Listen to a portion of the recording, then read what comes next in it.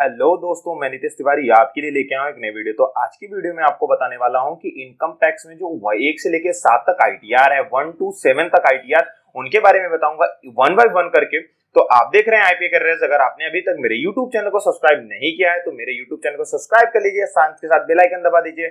और बहुत important video है, इसको शेयर भी कर दीजिए, लाइक भी कर दीजिए। अगर आप इसी तरीके से शेयर और लाइक करते रहेंगे तो मैं और भी कंटेंट लाता रहूंगा।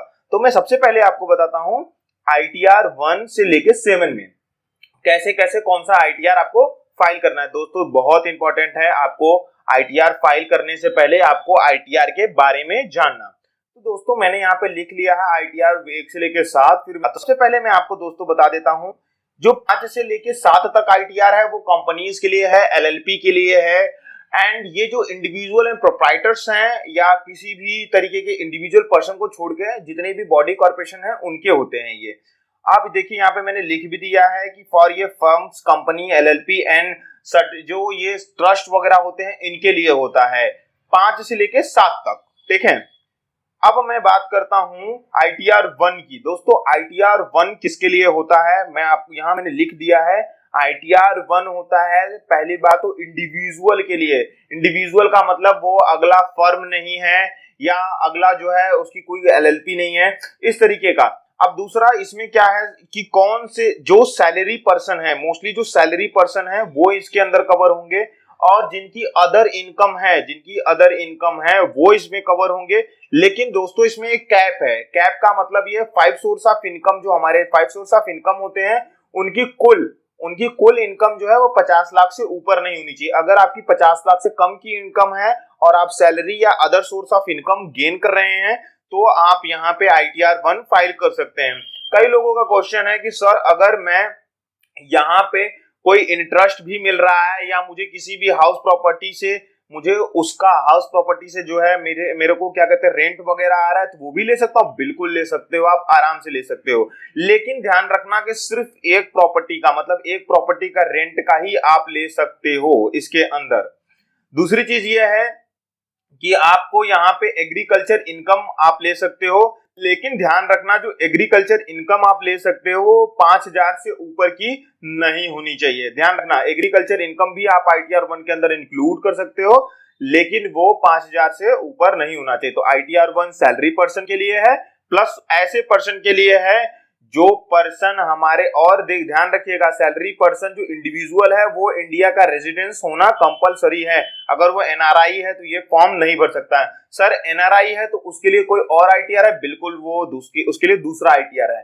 तो सैलरी पर्सन होना चाहिए, दूसरा इंडियन रेजिडेंस होना चाहिए, तीसरा अगर कोई उसकी इनकम है और रेंट वगैरह से लेकिन एक ही प्रॉपर्टी से इनकम आती है तो वो ले सकता है। अगर कोई एग्रीकल्चर इनकम है तो वो ले सकता है, लेकिन एग्रीकल्चर इनकम की लिमिट जो है वो 5,000 से ऊपर नहीं है। तो चलिए मैं आपको ये भी बता देता हूं कि कौन फाइल नहीं कर सकता आईटीआर 1। ऐसा पर्सन जो किसी एक कंपनी में डायरेक्टर हो और उसके डायरेक्टरशिप से वहां उसको पैसे मिल रहे हो।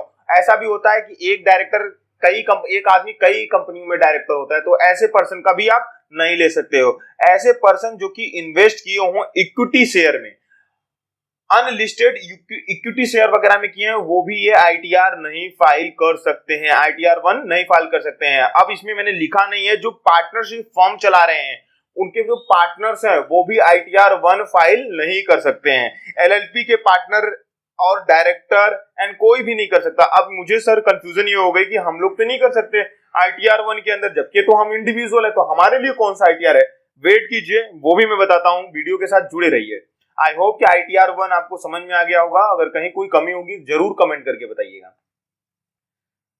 आईटीआर 2 पे आते हैं। आईटीआर 2 पे सेम आईटीआर 1 की तरह ही है, लेकिन इसमें ये फर्क है कि इसमें एनआरआई मतलब जो इंडिया के बाहर के लोग हैं वो फाइल कर सकते हैं।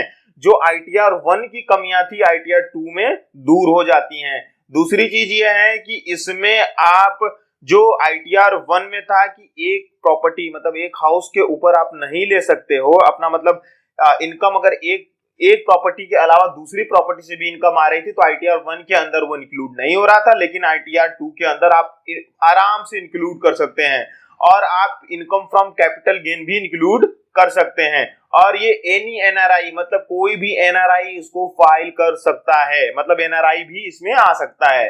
और सब इस तीसरी बात इसमें फायदा क्या है कि एग्रीकल्चर इनकम जो आईटीआर 1 के अंदर 5,000 रुपए की ही लिमिट थी, वो लिमिट यहाँ पे बढ़ जाती है। यहाँ पे आपको 5,000 से ऊपर की भी अगर एग्रीकल्चर इनकम है तो देन आप इसको इंक्लूड कर सकते हो। आपको ये भी समझ में आ गया होगा। अब यहाँ पे है कि कौन आईटीआर 2 फाइल नहीं कर सकता। सेम प्रोसेस है जो कि मैंने आपको आईटीआर 1 में बताया कि अगर कोई कंपनी में डायरेक्टर है या किसी पार्टनरशिप फर्म में है और उसको किसी भी अदर इनकम आ रही है, उसकी पार्टनरशिप फर्म से आ रही है, मतलब पार्टनर बन के पार्टनर सैलरी ले रहा है वहां से, डायरेक्टर बन के सैलरी ले रहा है वहां से, और कोई इक्विटी शेयर में इन्वेस्टमेंट किया है या किसी तरीके का बिजनेसमैन है, तो वो इस आईटीआर को नहीं भरेगा। तो आईटीआर 1 और आईटीआर 2 आपका आई होप कि क्लियर हो गया होगा। आईटीआर 3 जो दोस्तों किसके लिए है? आईटीआर 3 है उन लोगों के लिए जो लोग आईटीआर 1 नहीं भर पा रहे हैं, आईटीआर 2 नहीं भर पा रहे हैं। ऐसे लोग जो कि किसी भी कंपनी में डायरेक्टर हैं, ऐसे लोग जो किसी भी कंपनी में क्या कहते हैं, किसी भी कंपनी से इक्विटी शेयर एंड प्रोफेशन से गेन कर रहे हैं, प्लस ऐसे लोग जो कि एलएलपी चला रहे हैं, ऐसे लोग जो कि किसी पार्टनरशिप फर्म में पार्टनर हैं, ऐसे लोग आईटीआर 3 भर सकते हैं। आईटीआर 3 कुछ और लोगों के लिए है। कई लोगों का कमेंट था कि सर मुझे ये बताइए कि LIC agent and share traders क्या वो आईटीआर 3 भर सकते हैं? वीडियो में लास्ट तक बने रहिएगा, बिल्कुल बताऊंगा आपको। तो दोस्तों अब हम बात करते हैं आईटीआर 4 की। आईटीआर 4 में हमारा क्या है? आईटीआर 4 उन लोगों के लिए है और उनके लिए है जो कि कंपनी, मतलब कोई कंपनी नहीं है, ना तो वो एलएलपी है, प्रोप्राइटर फर्म या पार्टनरशिप फर्म है, वो नहीं चाहते हैं कि कोई ऑडिट हो उनका, वो 44 एडी को फॉलो करके 8% या 6% दे देते हैं। 44 एडी और आपका 44 एडीए, देखिए 44 एडी है जो कि हमारा बिजनेस के लिए है, और ये यहाँ पे 44 एडीए जो है वो प्रोफेशनल्स के लिए है, जो हमारे प्रोफेशनल्स होते हैं, टेक्नीशियन जैसे अकाउंटेंट, ऐसे लोगों के लिए, एडवोकेट हो गए।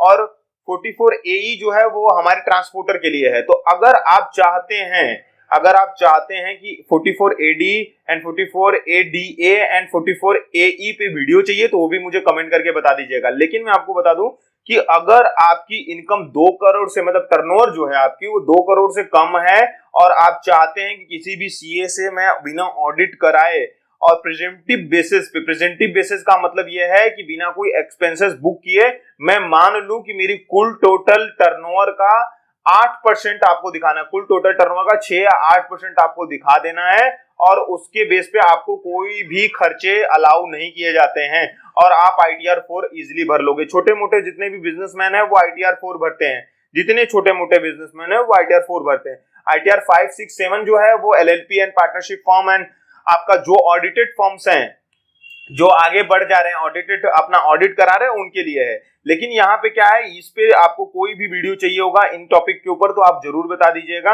अब आईटीआर 4 आपको समझ में आ गया होगा कि ऐसे लोग जिनको सिंपल बिजनेस है आईटीआर 4 भर सकते हैं आराम से। ठीक है सर, आपने बोला था कि एलआईसी और ब्रोकरेज का वगैरह बताओगे, तो अगर जिनकी फुल टोटल इनकम एलआईसी पे ही डिपेंडेंट है, कमीशन इनकम है, उनका टीडीएस भी कमीशन करता है, तो उनके लिए आपको आईटीआर 3 जो है फाइल करानी पड़ेगी। अब आईटीआर 4 सर कौन फाइल नहीं कर सकता है? सिंपल सा है, ऐसे लोग आईटीआर फाइल नहीं कर सकते फॉर जो कि किसी भी तरीके का कहीं भी किसी कंपनी में डायरेक्टर हैं, या उन्होंने कहीं अपना शेयर में इन्वेस्ट किया हुआ है, वो भी इक्विटी शेयर में। तो आई होप कि इतनी चीजें आपको समझ में आ गई होंगी। अगर आपको इतनी चीजें समझ में आई हैं तो मेरे चैनल को सब्सक्राइब करना ना भूलें।